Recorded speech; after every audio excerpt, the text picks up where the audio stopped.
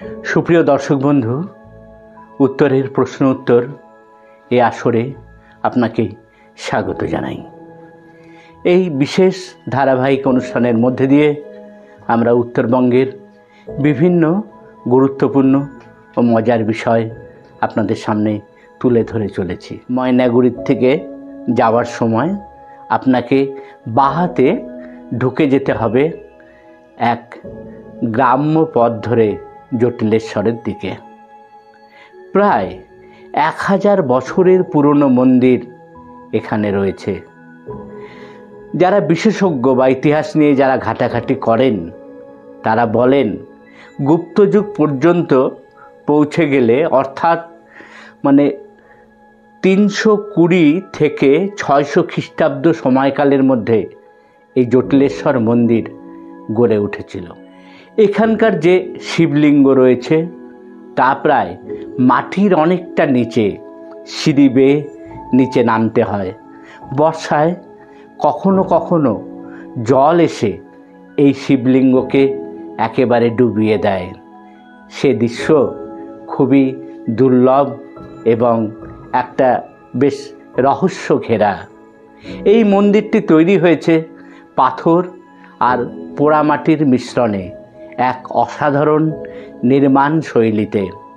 হিন্দু, বৌদ্ধ ও বৈষ্ণব শিল্পকলার মিশ্রণ এখানে পাশাপাশি পাওয়া যায়। এক কথায় এক আধ্যাত্মিক সমন্বয়ও বটে।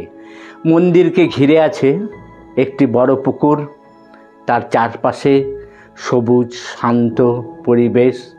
স্থানীয়রা বলেন এই যে পুকুরের পাশে থাকা বটগাছ, এই বটগাছে আপনি যদি কোনো কিছু কামনা করে সুতো জড়িয়ে বা সুতো বেঁধে দেন, তাহলে আপনার সে কামনা, সে বাসনা পূর্ণ হবেই। এই যে সুতো বাঁধার সাথে এটার বিভিন্ন মঙ্গল ও অমঙ্গল ভাবনাও জড়িয়ে আছে। মূলত মহাশিবরাত্রিতে হাজারো হাজারো মানুষ এখানে কিন্তু ভিড় জমায়। এখানে পুজো আর উৎসবে মেতে ওঠে মন্দির প্রাঙ্গণ। আজও মন্দিরটি প্রত্নতত্ত্ব দপ্তরের তত্ত্বাবধানে রয়েছে ঠিকই, তবুও সেভাবে রক্ষণাবেক্ষণটা কিন্তু হচ্ছে না। আমরা আশা রাখছি যে আগামীতে এই দিনের এই যে একটা সুন্দর স্থাপত্য, এই যে একটা ঐতিহ্যের মেলবন্ধন এখানে, এটাকে আরও সুন্দরভাবে সংরক্ষণ করা হবে এবং স্থানীয় মানুষেরা যাতে এর ইতিহাস জানতে পারে সে সংক্রান্ত বিভিন্ন লিপিপত্র মন্দিরের সংলগ্ন স্থানে থাকবে। আজকে আমাদের প্রশ্ন পর্বে আমরা এবার প্রশ্ন পর্বে যাচ্ছি। শ্রোতা বন্ধুরা, আপনাদের বলতে হবে আজকের এই প্রশ্ন পর্বে এই যে জটিলেশ্বর, এই নামটির মূল উৎস কী? আপনারা আমাদের কমেন্ট বক্সে সেটা লিখে জানান।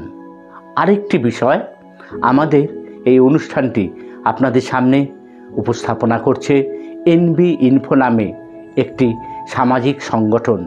আপনারা যারা এনবি ইনফোর বিষয়ে আরও বিস্তারিত জানতে চান, তারা আমাদের এই পোস্টের প্রথম কমেন্টসে ক্লিক করুন, তাহলেই বিস্তারিত জানতে পারবেন এনবি ইনফোর বিষয়ে।